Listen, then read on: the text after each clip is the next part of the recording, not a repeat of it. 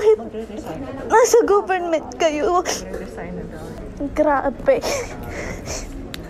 Grabe. Ang tulong mo. Ang tao. Pero tayo tao dito. Napahugulgol na lamang ang babaeng yan matapos umanong maliitin at bastusin ng isang empleyado ng Bureau of Internal Revenue o BIR. Kwento ni Nika Kadalin. Nag-a-apply siya ng TIN ID o sa Online Registration and Update Systems o ORUS. Pero ilang beses daw itong nag-error.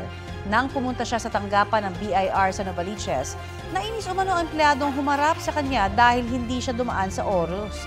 Ipinaliwanag naman daw ni Kadalin ang naranasang mga error sa website ng BIR. Ipinakita pa raw niya mismo na hindi ito gumagana sa kanyang cellphone. Sabi ni Nika, sarcastic ang dating ng mga sagot sa kanya ng BIR employee. Naghain na ng reklamo si Kadalin sa Anti-Red Tape Authority pero wala pa raw silang tugon.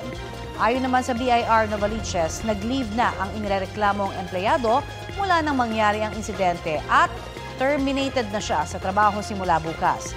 Inisyohan siya ng show cause order para makapagpaliwanag.